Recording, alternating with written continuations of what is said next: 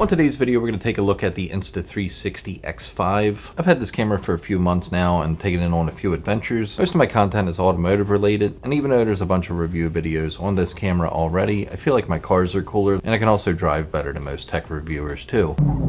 So this is going to be a review from a car person's perspective. And right off the bat, I'll say that this camera is amazing and I highly recommend it, but I'll explain why. And if you want to pick one up, I'll have links to all the gear that was used in this video in the description. I really like 360 cameras, and this is the fourth one that I've purchased from Insta360. I had the original one, loved it a lot. Then I got the X3 when that came out because that was a huge upgrade. I almost didn't buy the X4 because it was only a subtle upgrade from the X3, but it did shoot 8K video, and overall I felt like it was a good upgrade. But the X5 is a huge leap from the X3. It shoots 8K video, has great low light performance. You can also replace the lenses now, which is a huge step up, and it takes out a lot of the fear of having one of these cameras. When I got the original Insta360 One X, I was always paranoid about scratching those lenses, but now you can get the replacements and fix the camera yourself for relatively low cost. The size and weight of the X5 is comparable to the previous generations. It's pretty lightweight and portable. You can stash it in pretty much any camera bag. Just like all the previous generations, the X5 is packaged very nicely. Along with the camera, you also get a soft case, a USB cable, and also a little lens wipe in case you want to clean your lenses. Fairly easy to set up, but you do need to download the Insta360 app so you can register the camera. The phone app is also really awesome for editing. I've done a few edits while letting the car cool down on track days, and it seems like this camera connects to my phone quickly and easily. The main reason that I love the X5 so much and why this might be my favorite camera right now is because of the audio quality. I do a lot of drifting and the cars are loud, and it seems like the audio always clips on the previous cameras, and this one sounds better than even the purpose-built action cameras from other companies. For my first test and my first track day with this camera, I went to Pocono Raceway for a drift event. Unfortunately, the weather forecast was pretty bad. The X5 is waterproof, but I didn't want to get the camera too dirty, being that I just bought it, so I figured for a lot of the early tests we would just do a dash cam setup. We're just going to use this suction cup mount. We got this newer one, the CA104. Just gonna put the X5 on it and film some in-car driving. It's supposed to dry out a little bit later, but this will be good to test the audio and just the dynamic range of this camera also. This is all gonna be on the basic settings with the 8K. Let's see what this camera looks like, finally. Check 1, 2. I came into this world as a reject, or whatever.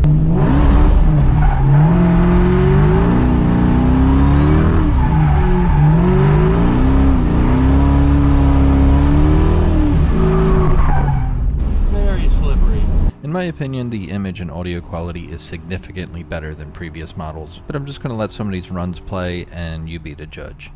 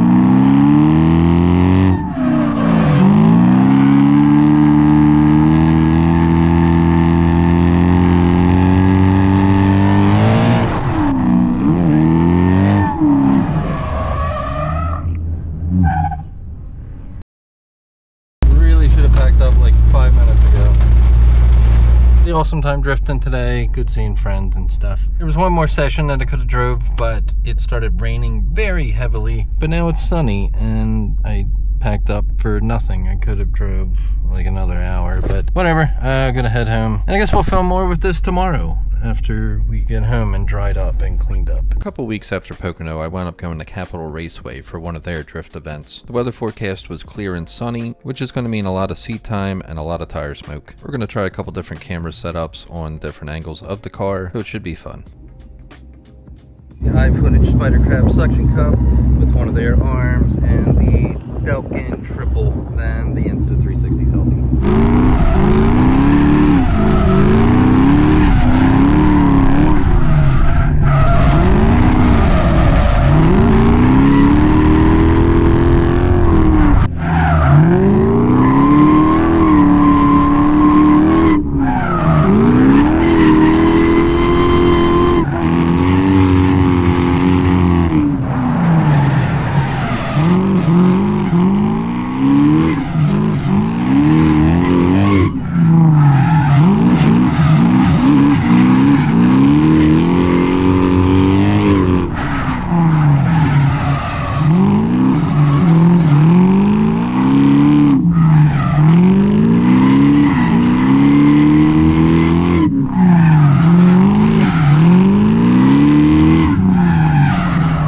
I'd film a couple other cars while I was here also. This also gave me the opportunity to mess with different frame rates as well. The X5 can shoot 8K 30 or 24, but it can also shoot 5.7K 60 and also 4K 120 FPS.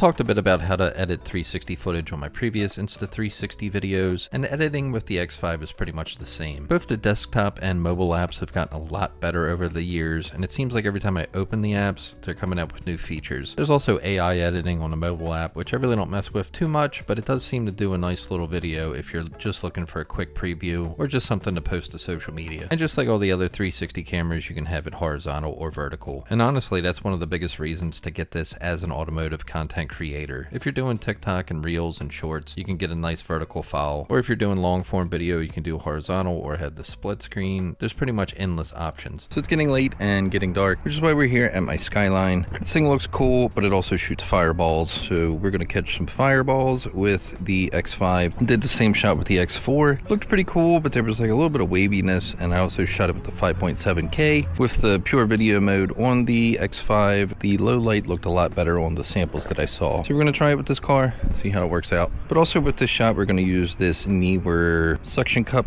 car mount. Really lightweight. It feels like the selfie stick's a little more rigid. So we're gonna test it out, see how it works. I think it's gonna work pretty good. I really like this thing so far. Let's strap it up before it gets too dark out. Quick shot of what the setup looks like It's nice and compact, pretty discreet, and pretty stiff. Has a little bit of wiggle to it. We might add another cup to the wing just because of having extra safety. It's dark out and I'll never be able to find this thing if I lose it. For the low light test, it got dark quicker than I had originally anticipated, but I will say that the image quality is noticeably better than the X4. The Skyline has old headlights and taillights and they are not very bright, and the street lighting near me isn't very bright either, to be honest. In the gas station lighting scenarios, it has a nice amount of contrast, and you can see annoying people coming up to me to ask weird questions like, why is my steering wheel on the right hand side?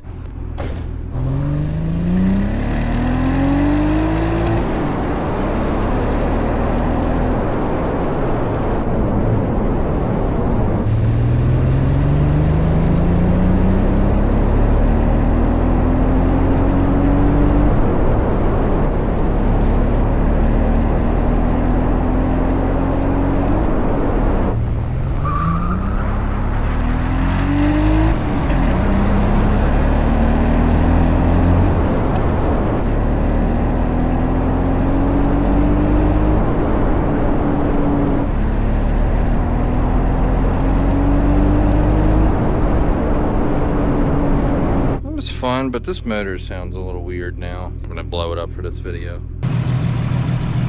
I'm sure it's fine. That's gonna be it for the video. This camera is pretty amazing. It's a huge step up if you have the original Insta360 or if you have the X3, it's also a big improvement. If you have the X4, it's a subtle improvement, but I really feel like the audio is worth it. And like I said earlier, I'll have links to everything in the description below. It's a really cool camera. I'm really looking forward to using this a lot this summer, and I will see you on the next video. Maybe, I don't know. I've been slacking.